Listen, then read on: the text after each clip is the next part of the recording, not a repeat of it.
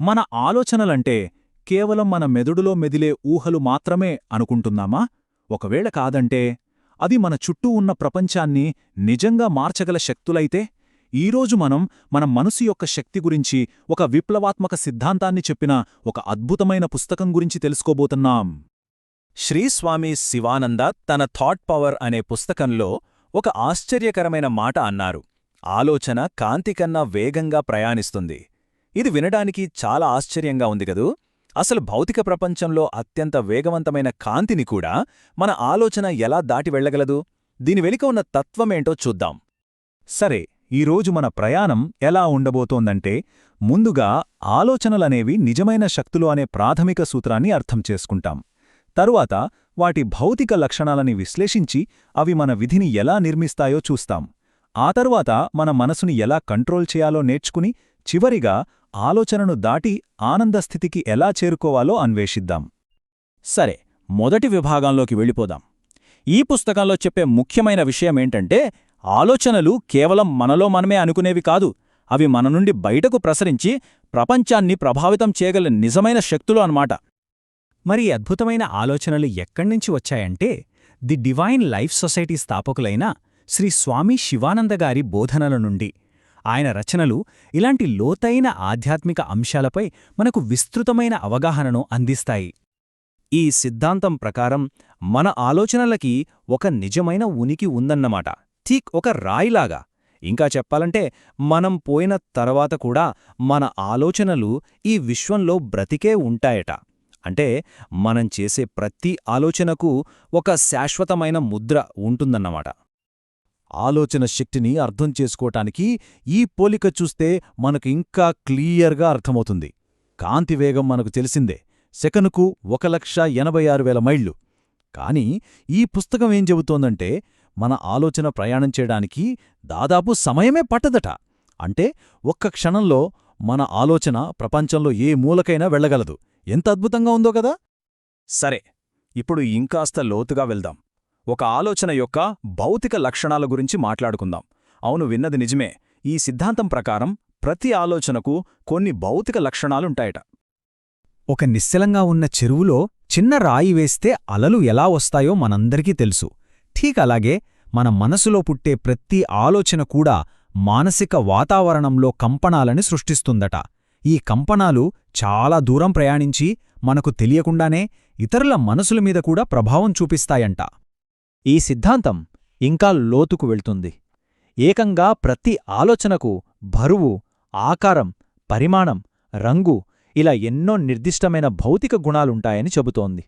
అంతేకాదు, యోగదృష్టి ఉన్నవాళ్లు ఈ ఆలోచన రూపాలను కళ్లతో చూడగలరని కూడా అంటుంది. ఇంకా ఆశ్చర్యకరమైన విషయం ఏంటో తెలుసా? మన ఆలోచనలకు రంగులు కూడా ఉంటాయట. ఉదాహరణకి, ఆధ్యాత్మిక ఆలోచనలు పసుపు రంగులో ఉంటాయట. అదే కోపం, ద్వేషం లాంటివి ముదురు ఎరుపు రంగులో, స్వార్థపూరిత ఆలోచనలు గోధుమ రంగులో, భక్తి నీలం రంగులో కనిపిస్తాయట. అంటే మన ఎమోషన్స్ అన్నీ ఒక కలర్ఫుల్ ప్రపంచాన్ని సృష్టిస్తాయన్నమాట. ఈయనే ఈ సిద్ధాంతాన్ని చెప్పిన శ్రీ స్వామి శివానంద. ఈయనను కేవలం ఒక రచయితగా మాత్రమే కాదు, తన ఆలోచనలను పూర్తిగా అదుపులో ఉంచుకోగలిగిన ఒక యోగిగా చూస్తారు. దీన్ని బట్టి మనకేమర్థమవుతుందంటే, ఆలోచనల మీద పట్టు సాధించడమనేది యోగ సాధనలో ఒక చాలా ముఖ్యమైన భాగం. సరే, తర్వాతి విభాగానికి వెళ్దాం. ఇది చాలా ముఖ్యం. మన ఆలోచనలకి, మన జీవితాలకి మధ్య ఉన్న సంబంధం ఏంటి? మన ఆలోచనలు మన రియాలిటీని ఎలా మలుస్తాయో ఇప్పుడు చూద్దాం. ఈ మొత్తం సిద్ధాంతానికి గుండెకాయలాంటి వాక్యం ఇదొక్కటే: మనిషి ఎలా ఆలోచిస్తాడో అలాగే తయారవుతాడు. ఎంత పవర్ఫుల్ మాట కదూ. అంటే మన పర్సనాలిటీ అంతా మన ఆలోచనల నుంచే వస్తుంది. మన గురించి, మన చుట్టూ ఉన్న ప్రపంచం గురించి మనం ఏమనుకుంటామో అదే మన రియాలిటీగా మారిపోతుంది. ఒక చిన్న ఆలోచన మన విధిని ఎలా నిర్ణయిస్తుందో చూడండి. ప్రతిదీ ఒక ఆలోచనతోనే స్టార్ట్ అవుతుంది. ఆ ఆలోచన పదే పదే వస్తే అది ఒక పనిగా మారుతుంది. ఆ పని అలవాటుగా, ఆ అలవాటు మన క్యారెక్టర్గా, చివరికి ఆ క్యారెక్టరే మన డెస్టినీగా, మన విధిగా మారుతుంది. అంటే మన భవిష్యత్తుకు పునాది వేసేది మన ఆలోచనే అన్నమాట. ఇది వింటే కొంచెం ఆశ్చర్యంగా అనిపించొచ్చు. కాని ఈ పుస్తకం ఏం చెబుతోందంటే, మన ముఖమే మన మనసుకి ఒక అద్దం లాంటిదట. ప్రతి మంచి ఆలోచన మన ముఖానికి ఒక కొత్త వెలుగునిస్తే ప్రతి చెడు ఆలోచన ఒక గీతలా మన ముఖంపై ముద్ర వేస్తోందట. మనకు birds of a feather flock together అనే సామెత తెలుసు కదా. అదే సూత్రం ఇక్కడ కూడా వర్తిస్తుందన్నమాట. ఒకే రకమైన ఆలోచనలు ఉన్నవాళ్లు ఒకరికొకరు అట్రాక్ట్ అవుతారని ఈ సిద్ధాంతం చెబుతోంది. ఉదాహరణకు, ఒక డాక్టర్కి మరో డాక్టర్తో, ఒక కవికి మరో కవితో వెంటనే కనెక్ట్ అవ్వడం మనం చూస్తూనే ఉంటాం. ఇప్పటిదాకా మనం థియరీ గురించి మాట్లాడుకున్నాం. సరే, ఇప్పుడు ప్రాక్టికల్ విషయాలకి వద్దాం. మన ఆలోచనలను ఎలా కంట్రోల్ చేయాలి? ఈ పుస్తకంలో చెప్పిన పద్ధతులేంటో ఇప్పుడు చూద్దాం. ఇక్కడ చెప్పిన టెక్నిక్ చాలా సింపుల్.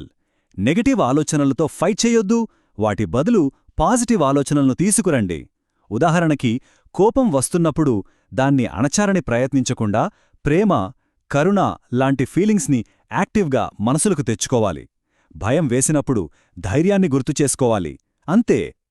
ఆలోచన శక్తిని పెంచుకోడానికి ఈ పుస్తకం కొన్ని లైఫ్ స్టైల్ మార్పులను కూడా సూచిస్తోంది. బ్రహ్మచర్యం పాటించడం, అనవసరమైన కోరికలు తగ్గించుకోవడం, కాస్త మౌనంగా ఏకాంతంగా ఉండడం, మన ఇంద్రియాలను అదుపులో పెట్టుకోవడం ఇవన్నీ మానసిక శక్తిని పెంచడానికి హెల్ప్ చేస్తాయట. ఆలోచనలు కంట్రోల్ చేయడానికి ఈ పుస్తకంలో ఒక సింపుల్, గుర్తుపెట్టుకోదగ్గ టెక్నిక్ ఉంది. దీన్నే నెపోలియన్ మెథడ్ అంటారు. మీ మనస్సుని ఒక అల్మారాల గదిలా ఊహించుకోండి. మీకు నచ్చని, బాధపెట్టే ఆలోచనలున్న అల్మారాని మూసేసి మీకు సంతోషాన్నిచ్చే ఆలోచనలున్న అల్మారాని తెరుచుకోండి. సింపుల్.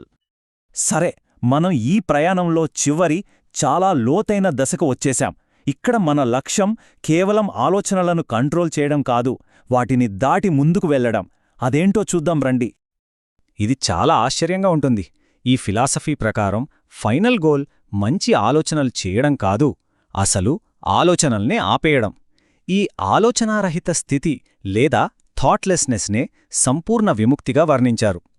ఈ ఫైనల్ స్టేజ్ని కైవల్యం అంటారు, అంటే అబ్సల్యూట్ ఇండిపెండెన్స్. ఈ స్థితిలో అన్ని ఆలోచనలు ఆగిపోయి మనసు దాని మూలమైన స్వచ్ఛమైన చైతన్యంలో కలిసిపోతుంది. ఇది మనస్సులోని గందరగోళం నుంచి బయటపడిన ఒక ప్రశాంతమైన, అద్భుతమైన స్థితి అన్నమాట. మొత్తం విశ్లేషణను మనం ఈ ఒక్క ప్రశ్నతో ముగిద్దాం. ఒకవేళ మన ఆలోచనలే మన ప్రపంచాన్ని సృష్టిస్తే, మరి మనం ఆలోచించడం పూర్తిగా ఆపేసినప్పుడు ఏం జరుగుతుంది? దీని గురించి ఆలోచిస్తూ ఉండండి.